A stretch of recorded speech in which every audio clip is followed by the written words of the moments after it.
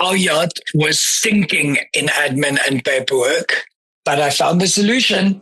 I use this productivity software called ClickUp to run our yacht like a business. It tracks our tasks, schedules, and documents all in one app. Now, safety drills are logged as a task, cruise scheduling is automated, and important docs are stored and searchable. What used to take me 3 days a month now takes me half a day. It's super customizable whether you're selling a yacht or scaling a company. Get our custom yacht management template today when you try ClickUp for free at clickup.com/rich podcast. Hello and welcome to another episode of the Rich as Fuck podcast, the money where we talk about money, life, investing, yachting, and all things in between. Today, I am very delighted to welcome Helgi Olafson, yacht chef, ultra runner, lover of life, and someone that I get to call a dear friend. Hello, Helgi. Welcome to the show. Wait, this is the Rich as Fuck podcast? I think I'm in the wrong place. We welcome all people. This is like a yoga studio. Okay, all right. Just drop in for a session. Yeah, I like your shirt. So for those who don't know, like I mentioned, Helgi is a yacht chef and ultra runner. We recently returned from an odyssey in the desert. Helgi's wearing the shirt for those listeners that are not watching the YouTube feed. The Arizona Monster 300. How are you feeling after that, buddy? Relieved that I'm done, that's for sure.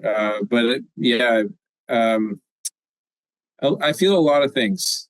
It was a great time to think about life and process a lot of things while I was out there, as well as spend time with all of the crew that I had. You were one of them. My section with you was awesome.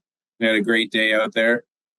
I think it was somewhere around 27 hours or something that we spent together. Yeah, correct. Yeah.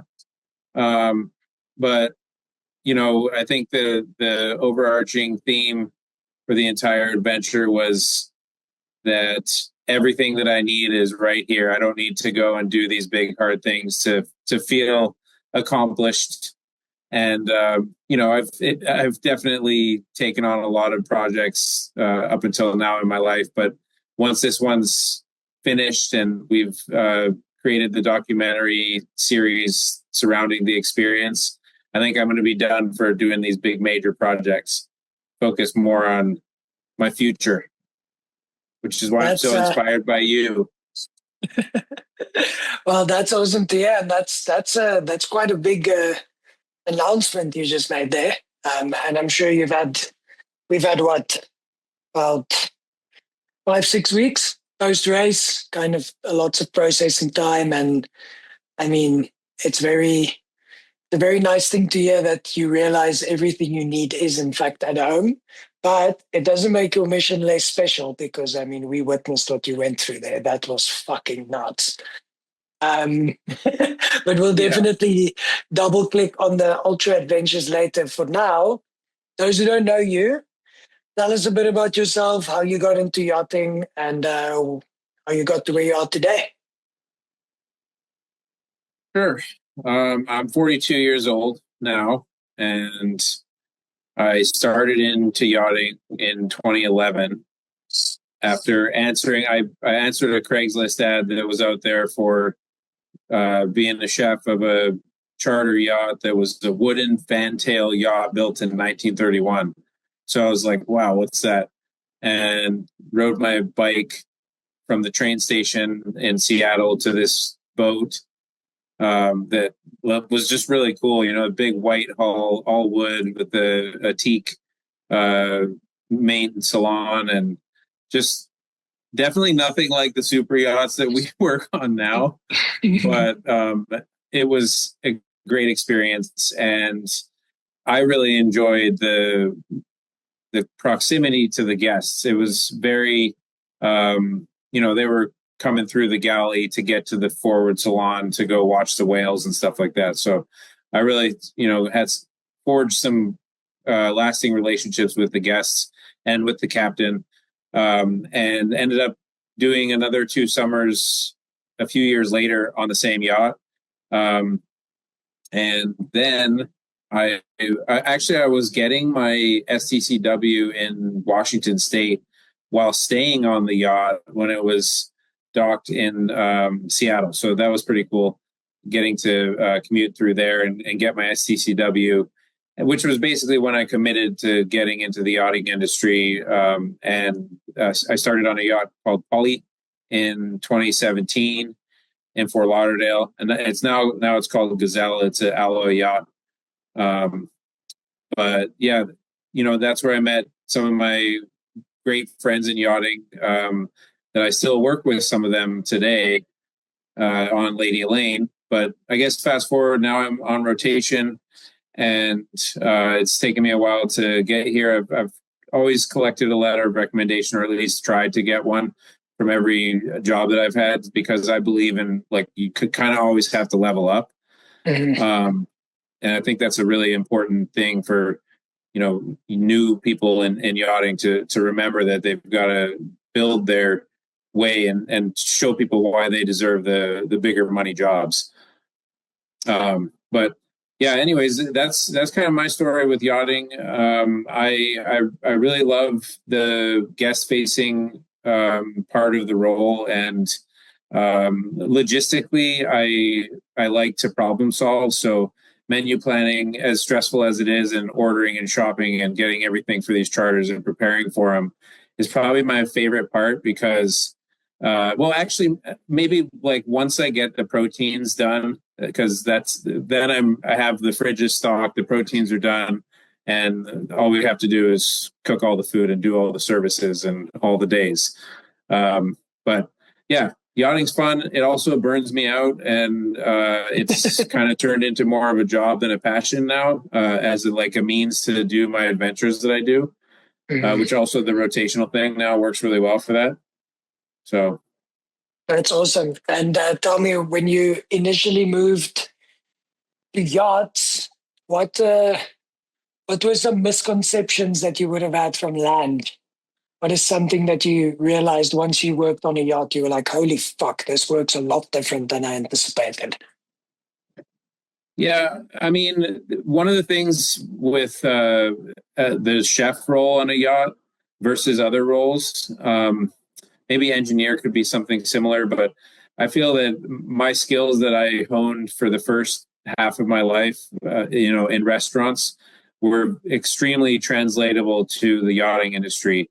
And so there wasn't really a ton that surprised me. I mean, I guess it was tough to work underway. That's especially on a smaller vessel. Definitely not fun working underway.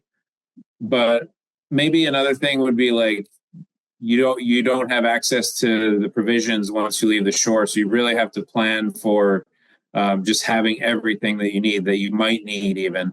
And these people are paying big money for these trips. So it's important that everything goes seamless, and it's okay if you over order on certain things. But then again, there's space. So sometimes you don't have enough space. Mm-hmm. There's a lot of little things that you don't see unless you're in a confined space like that, pumping out everything as a restaurant, as like a 1-man or 2-man or 3-man show or woman. Yeah. Yeah, that's a very good point. I always tell people when they ask me about yachting, it's the absolute last role I would ever undertake on a yacht is being a chef. I commend you guys immensely. And if you have a good chef, you tend to have a happy crew. I mean, we, as deck monkeys outside, often the only thing we look forward to all day is our next meal. And when you walk in and Chefy whipped out a stunning 3-course for the boys, then morale is good. So kudos to you, chefs. I appreciate the daps on that, but I think that it's really a team effort on a yacht. And as the guest, you can see when a team is gelling, and I think that that's really important, and really separates the good crews from the bad crews. When the crew gets along and works well together, it really shows in the charter or the trip. Which I think that that's one of the things that not to shed light on negativity, but I think maybe something that could be worked on within the yachting industry is just people not spending their time just going and getting fucked up. Because like I see so much of that especially with the younger yachties, and if they would look at themselves 5 years later and look back on that situation, they probably would have done things a little bit differently. And I mean, at some point you don't know until you do it, and then that's how you learn your lesson, right? Yeah, I mean, I'd for actually, me, I was getting into even doing some party favor type drugs and stuff like that, and having an addictive personality. It wasn't good to just have easy access to everything all the time, which is what you get when you go down to St. Martin and places like that. So I think that yacht crew should try to steer clear from those types of places, but it's tough because it's so much fun. yeah. And, a lot of people want to chase that dragon of fun, however they're going to get it. Which for me now, I haven't been, I've been sober now for almost 3 years, and really exercise and being outside and paddleboarding and doing fun stuff like that is really like where I like to be now. So I'm happy there. Happy I did the other stuff and learned not to do it. And now happy to experience adventures, and especially with good friends like you, when people can do things together, they can go farther. Yeah, 100%. I'm glad you already touched on that, because that was part of the agenda today, and it's important. And I kind of tried to also not trying to shine negativity, but it is something that's not spoken about enough, and it's a true problem. I've lost some friends in the industry. Some people completely go haywire and end up on the brink of homelessness, and it's tough because we have very little balance.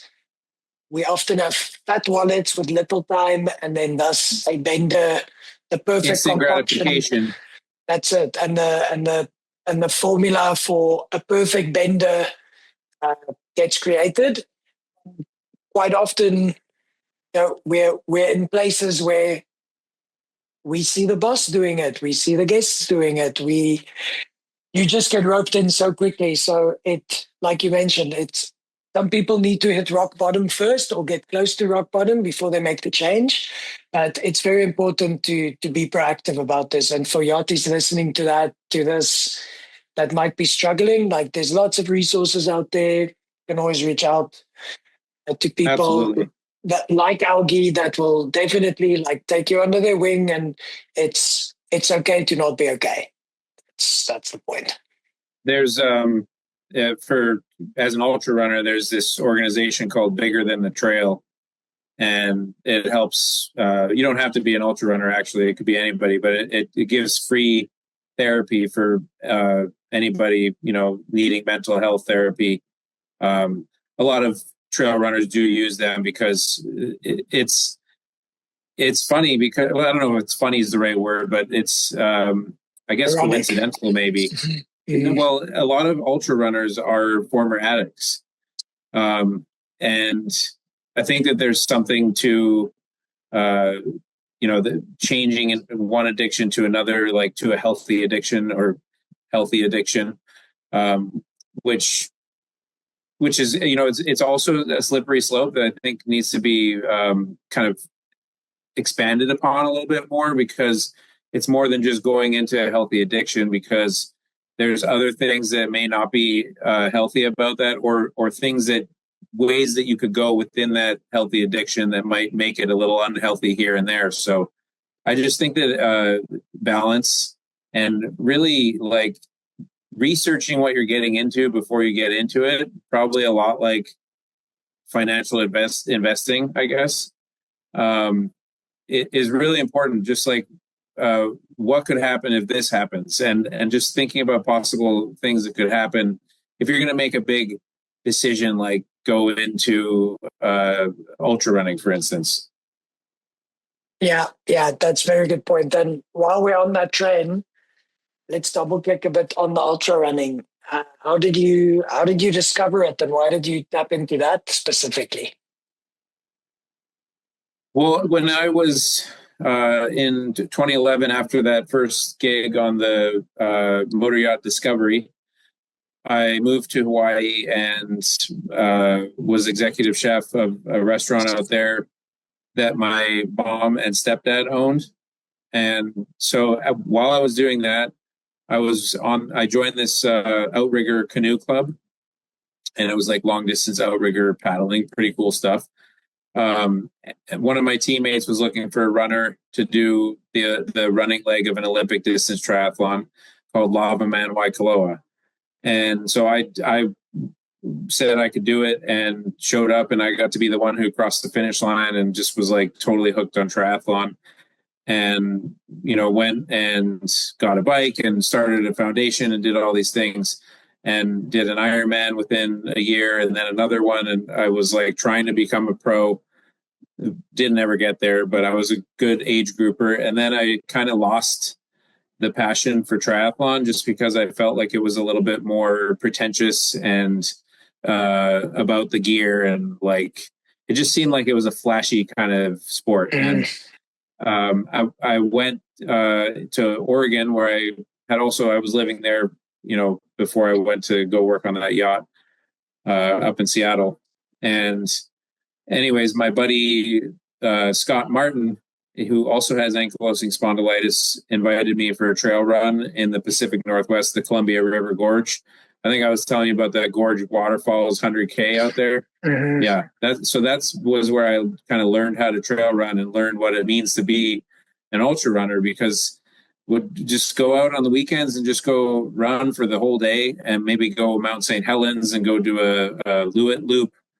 And it was like a community vibe the whole time. It was always fun. And, you kind of strip down to like being a little kid frolicking out in the woods. And it just something about that is fun. Yeah. I can attest to that. You introduced me into this world, and you're right. It's kind of just stripping back to like bare basics, and you're like, you just put your shoes on and go run for 27 fucking hours. It sounds nuts to a lot of people, but once you do it, you're like, okay, there's something to this, because it to me at least, it's the only thing I've ever found that kind of forces you to be present. And if you're someone that struggles with that, and you've got like scatterbrain and you're always busy with a million projects, if you're out running in the mountains, that's the only thing you can concentrate on, because otherwise you're going to snap your ankle or you're going to get lost. Yep. That's funny, because I also managed to get us lost on our previous adventure. My bad. Then you mentioned AS. So for those that don't know about ankylosing spondylitis, explain it like I'm 5 years old. Sure. Well, first I wanted to say also that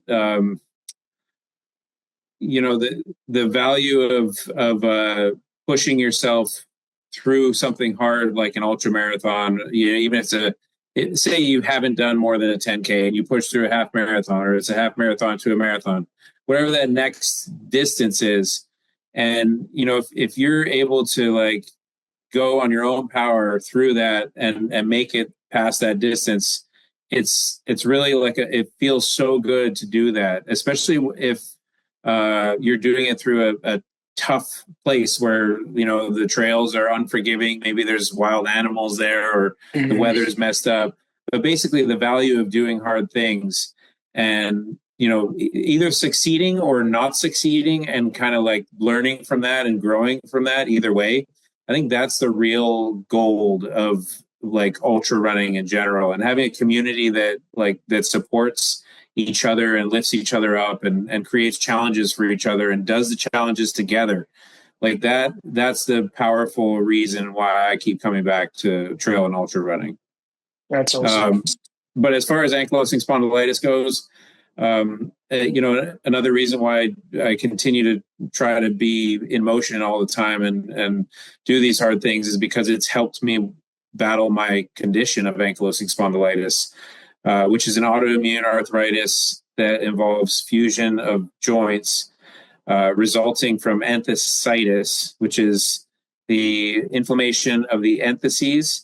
And my disease kind of reacts to that inflammation and may or may not add bone to fuse those areas together, or at least like cause deformities and discomfort and pain and whatnot. So it's a very complex disease. It also, involves the eyes and the skin, and a major fatigue is possible, as well as like being immunocompromised with the just having the disease in the first place, and then also taking an anti-TNF steroid, which I take. But basically, what doctors and medical experts have found is that with the more motion that you can have with ankylosing spondylitis, the better off you're going to be. And a lot of folks don't know that they have ankylosing spondylitis, either because they didn't take the initiative to figure out what it was, or they thought it was something else, or they just dealt with it their whole life thinking, oh, it's just my back, it's the way it is.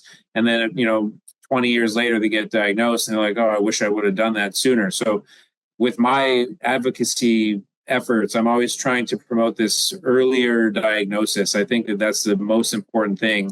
And I was lucky to have been diagnosed at age 19 and also be under the care of the same rheumatologist from that diagnosis until now. It's really nice to have that support system behind you. And I know a lot of folks who have my condition feel alone and like nobody understands what's going on in their body. To those folks, or to anybody who may have something that is ailing them, they feel like they can't talk to somebody. It's important that you talk to people about what's going on, so that you can share what's going on inside and let people help you. For me, being able to talk about my situation to other folks helps me understand more about myself and about my condition, and potentially like how I can deal with it better. And I know that those conversations early on when I was 19 with the rheumatologist about like, oh, well, am I not going to be able to do anything? Like, what's going to happen to me? And, because I'm thinking that my body's going to fuse together. I'm going to be in a wheelchair the rest of my life. Mm-hmm. And he assured me that he had like some other patients who were surfing and tennis and there were active people. He said, no, you're going to be fine. Just live a normal life. And so that was so powerful for me, having that support from my doctor, also from my mother throughout my life. And just family and friends and other patients with AS. I think it's really important to have that strength in numbers. Yeah, it's amazing. And you're a very, very true advocate for the foundation. We raised some funds for the association, and I mean, I can just tell every time you talk to someone new, every time we meet new people at the race, like you always ask them what their why is. Why are you doing this? And when they ask you back, like that is your reason. And it's really commendable. And it shows that even with hardship and even when you face adversity, like it's really important to kind of dig deep and still kind of you are able to see the silver lining on all of these clouds. So I commend you, and I've seen it in real life. So well done. Thank you, Charl. The time that we spent out on the trail was, I'll never forget that, dude. It was awesome. Yeah, it truly was epic. Like 60-foot high cacti in the middle of the Northern Desert. Yeah, it's something I frequently flick back to my journal during that time, and it's just puts a massive smile on my face. So yeah, what was that song that you were singing to me as we were running? Helgi, a message to you, Helgi. Yeah, old reggae song. that we twisted. Let's stop your messing around. Yeah. Da, da, da, da, da. I asked you to sing it like 3 times in a row, didn't I? Yeah, that song will always remind me of you for sure. And now to pivot away from yachting and ultras. The reason I host this podcast. Let's talk about money. Let's talk about finances. So I know that by spending time with you on the trail and you opening up and being vulnerable, and me being part of the entire operation, I know ultras are not cheap. How much, for those that don't know, would an ultra like the Arizona Monster 300 we undertook, how much would that cost? Well, the short answer is it depends. Because it depends on how you're going to tackle it. But if basically you can go solo and work out of drop bags, not have a hotel or lodging in the middle, sleep at the aid stations, finish the race, go to the airport, and that's it. Or you can have a full-on support crew with a crew vehicle, an Airbnb, sometimes flights, and all this other stuff, food for all those folks, and so it can get pretty expensive. This race costs about $10,000. All things all said and done. And tell me, for any of these adventures you've ever done, have you ever gone into debt? Yes, I have. Yes, I've used credit cards to pay for races sometimes, and I think about it, and I always am like, I probably shouldn't do this, but sometimes it's the only way, and that it's I've found myself in that situation for multiple things throughout my adult life, and really, it's not the only way. It's just me telling myself that it's the only way. So,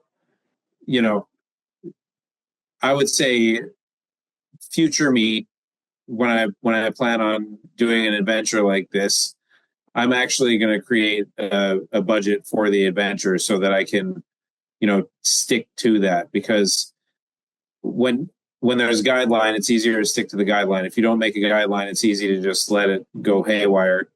And then, it can get expensive pretty quick. The race itself is about $2,600 now for an entry for next year.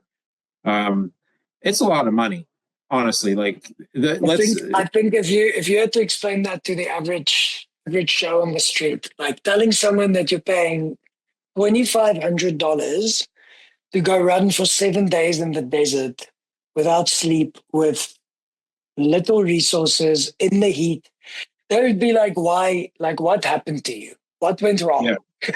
Yeah. No. Well, so it's permitting and porta potties and supplies and tracking and staff, food, blankets, fuel for the propane for the fires at night, whatever. There's a ton of expenses to put on something like this.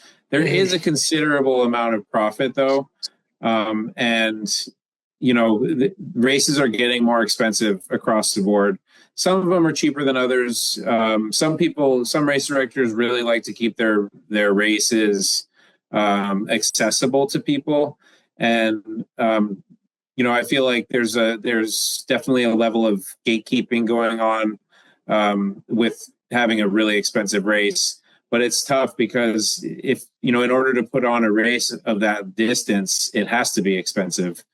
So that's why I'd say the biggest thing before signing up for something like that would be make sure that you really want to do it and that you really want to get to that finish line, because if you don't have a strong reason to get there, you'll probably quit. There's a lot of, I see people do it every time, and I feel bad for them because I know they don't really want to do that. I mean, sometimes people get injured and it's definitely the best decision, but the value of pushing through something is usually more powerful than stopping. But sometimes it's the other way around too. Yeah, you make a good point there. And back on like the finance point, it's counterintuitive for me, and I might sound like a hypocrite to the people that's used to me listening and preaching about like building a financial future, etc. But if you find something so valuable like you have for all these adventures, and that you were willing to go into debt to fund these ventures, like who the fuck cares if that's what makes you happy? You at the end of the day, something you can get hit by a bus tomorrow, and then Yeah. you don't need to pay off that credit card debt anyway. So You never know it's what's going to happen. Yeah. And for that's it. me, like having ankylosing spondylitis, um, you know, I can move now. I can move fine now, but I don't know what's going to happen even tomorrow. But, definitely like 10 years from now, I'm probably going to be able to move a lot less. So, but still, I wouldn't change the fact that I've done all these adventures. I really hold each and every one of them near and dear to my heart. I remember a lot of things from each of them that I will remember for the rest of my life. Mm. But I probably would have navigated things a little bit differently. And having done 3 Triple Crown of 200s, that's basically 3 full summers of racing, just to get these buckles. And yes, the experience is great, but I didn't need to do 3 of them in a summer, so like, yes, it's great and so valuable, each and every one of these experiences, just to be able to learn from them, and all the little I change out there. I become a better person, in most ways, maybe a little bit worse of a person in other ways.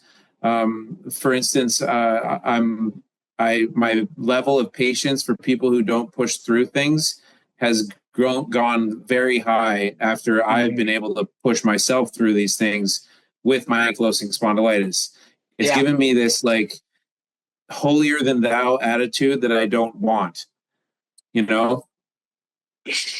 That's very, very real of you, like a introspection. It's true. Yeah.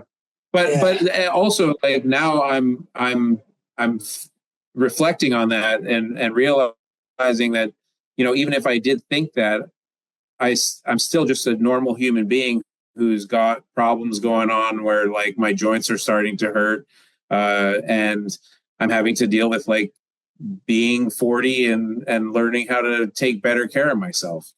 Yeah, I understand that. And yeah, you're all very good points. And once again, like I sometimes find myself on the opposite end of the spectrum because I'm so monetary conscious and like so aware of financial stuff, because it is something I enjoy. That I admire that about you, by the way. I think, thank you, but I think sometimes that comes with its own price, because I would, for example, sacrifice Miss out an on adventure something. because I'm Yeah. like, oh, that 2.5 grand can be invested. That will give me da.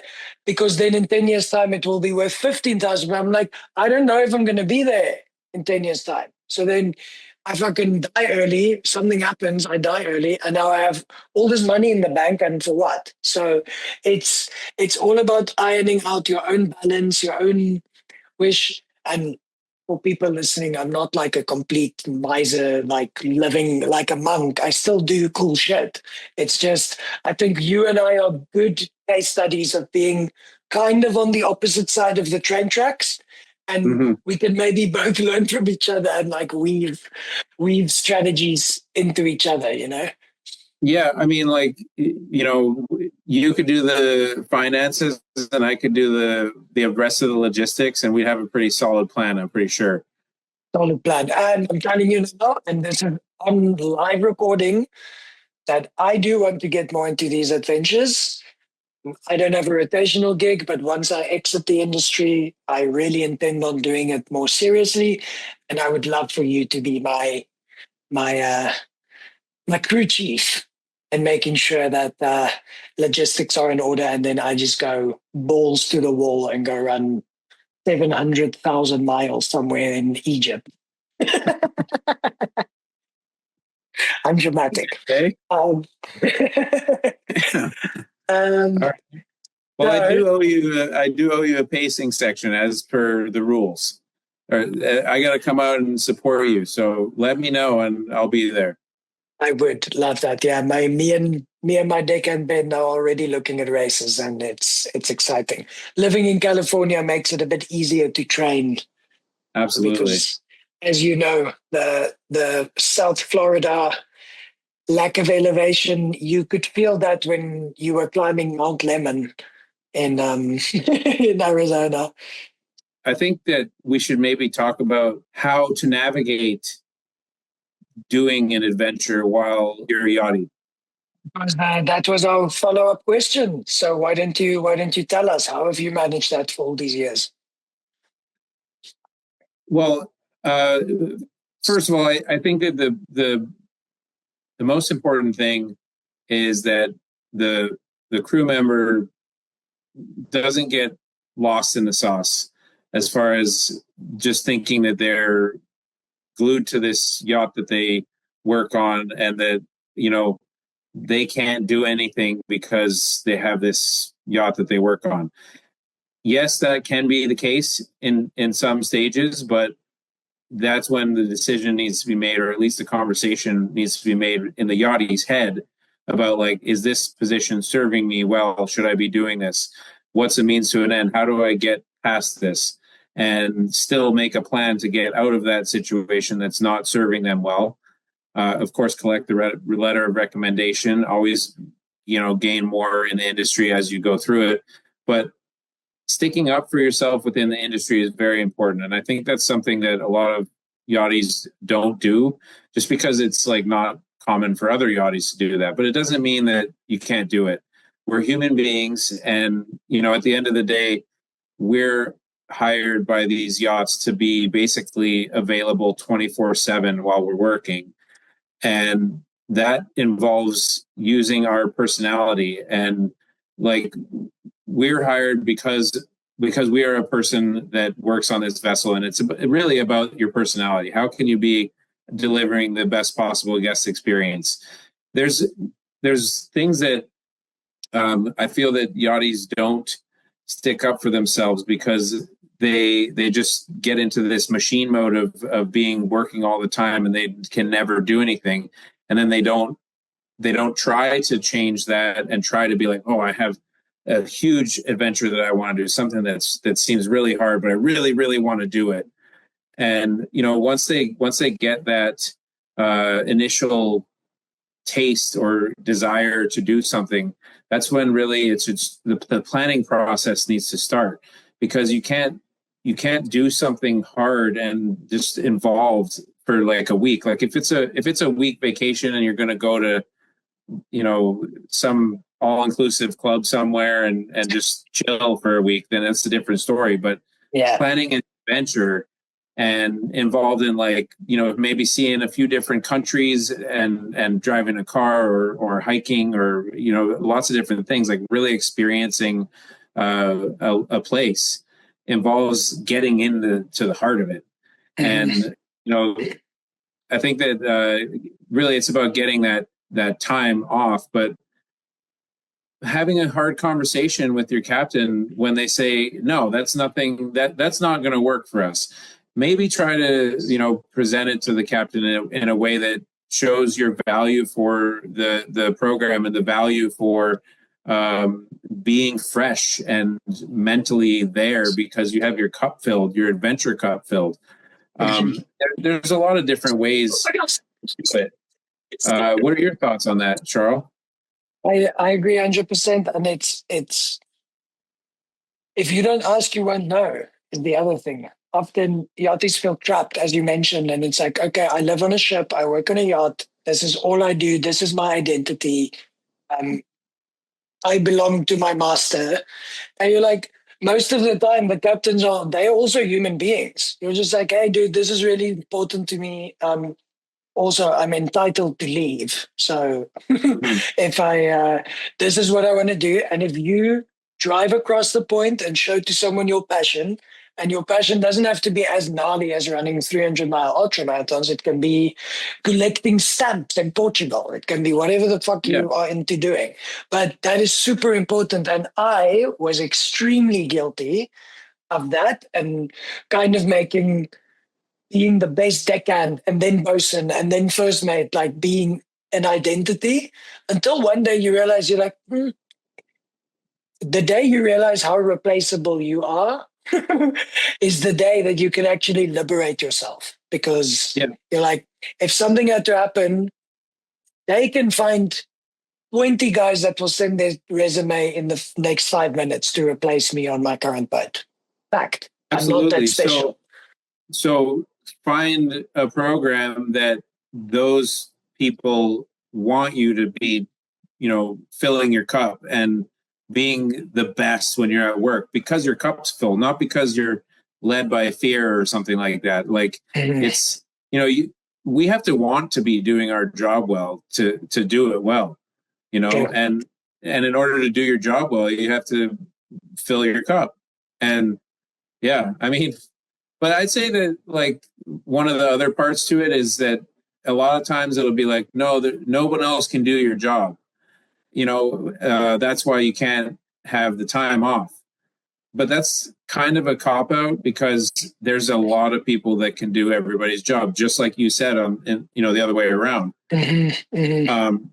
But basically, like, I think that that needs to go away a little bit too, and people should be able to, if they have a vacation plan and a trip comes up, hire somebody else to do the trip. You don't need to, ruin the vacation and like lose a bunch of money on Airbnbs or whatever. And that happens a lot these days. I don't think that it's fair to yacht crew, because, mentally that really sucks for people. And like, it's time that honestly, like we're not numbers, we're human beings. We work hard for the money that we make. And, as I said, it's a personality based industry, and we have to be on our game. And in order to be on our game, we have to fill our cups. So help us out, Caps. Yeah, all of you listening. And there's a lot of horror programs where that stuff, but I think both of us have found a place where we are enabled in a positive sense, where we get supported. Our boss is a lovely guy. He contributed to our mission. He's like, he donated for a good cause, and he sent us encouraging messages when we were out there in the desert. So there is hope, but unfortunately, it still feels like we are the outliers having We're these basically opportunities. Our jobs are somebody's toy, usually, and it's hard to swallow that, man, but if you want truffles on your crackers, then that's fine with me. As long as it's fun by adventures. You mentioned earlier that you think after we wrap up this chapter being the Arizona Monster documentary or series, or however the content team is going to put it out, what is next? What is a long-term dream of yours that doesn't involve suffering running? Well, it does involve suffering and running. Let's have it. Yeah. But more for anybody, for people who want to challenge themselves. I also organize a 15-person foot race staged adventure in Montana called the Mighty Gallatin. I think I've spoken to you about that before. So I'm really excited to be putting on the fourth iteration of it next year in July. And it's 300 miles in 7 days with about 82,000 feet of gain. So it's a really challenging adventure. And we got our first finisher last year. Took this year off, and we'll do it again next year. But it'll be really exciting to see, how everybody it's a different group every year. So, everyone kind of comes as strangers and leaves as family. So that's a really cool aspect of the small group size adventure, everyone helping each other out. And it's really like a testament to community and logistics of an adventure in grizzly country is pretty tough, but that's what makes it a great adventure. And so excited to do that. Basically, I'm developing my exit strategy from yachting. Really, is the Ecopath Endurance is my partner Samantha and myself's business, doing events and adventures and also films to kind of create awareness and promote opportunities for the younger generations to get into endurance sports. Oftentimes you go to a start line at an ultra and you got ages 35 to 45 or 55 and really nothing younger or in their 20s. Sometimes it happens, but I don't think that there's enough out there to draw those younger generations in. And so I really try to promote that within our Ecopath Endurance business. That's awesome. That sounds like a very natural kind of symbiotic exit strategy for you, because it's something that you love and adore and something that you're really good at as well. We saw you nail the logistics on the last adventure. Plus, we've had the privilege of running your first organized ultra last June or July, I believe, in North Carolina. So you definitely have talent and experience, and I think that's a good way to phase out. And if you can give back by training and mentoring the younger generation and build a new phase of endurance athletes, then you want to do it. Yeah, absolutely. Okay. And I also want to open up an Etsy shop and make stuff. Like what? I don't know. I just whatever. Like I have this lantern, like glass lantern that you put candles in. You can kind of hold them up. And I put weather stripping around the inside of the door and like a cage up top so that when I close the door, a fly can't get out. And then I made like carnivorous plant holders inside of it, and LED lights and stuff. So I could sell those on Etsy. That's pretty epic. That's definitely the first side hustle on the Yachting Investor I plan on investing in. So congrats. One time I made a pooper scooper too. I just got a puppy, so that sounds pretty good about now. Yeah. Now, Helgi, to finish up the show, I'm going to hit you with a few rapid fire questions. Rapid fire being rapid fire, short and sweet. Okay. Copy that. Number one, favorite pre-race meal? Steak and potatoes and vegetables. Glorious. Secondly, what is your go-to bougie yacht dish? I've been working on this beef Wellington bites lately that I can just keep in the freezer. And so I don't have to spend 3 days prepping it every time. And it's working out. It's pretty bougie. Wow, it sounds delicious. Biggest financial mistake? Putting my races on credit cards or getting a high interest consolidation loan to consolidate debts. That breaks my heart. But thank you for your candor. If you weren't running or cooking, what would you be doing? Trekking. You got me? You got your technicality? I see. He's a one-dimensional man, folks. And then finally, to close us off, what keeps you going when you really want to quit? Definitely the people who have ankylosing spondylitis and can't move. Like those people, my heart goes out to them. I feel bad and I wish I could help, but I guess that's why I keep trying to push my own limits to inspire other people to get moving. That's awesome. And yeah, I mean, you don't just wish you can help, you do help. You do a lot for the foundation. So I'm sure they are very grateful for you. And then finally, if people want to learn more about you, more about EcoPath, more about Mighty Gallatin, more about the illness, how do they reach you? I would say the best way to get in touch with me is just go to, let's say, Helgi Olafson on Instagram or ecopathendurance.com. Perfect. I'll be sure to add that in the show notes. And Helgi, dear friend, thank you. Can call you a brother, and it's been a really cool couple of years thus far, and I look forward to more adventures going forward. And thank you for coming on the show and being vulnerable today.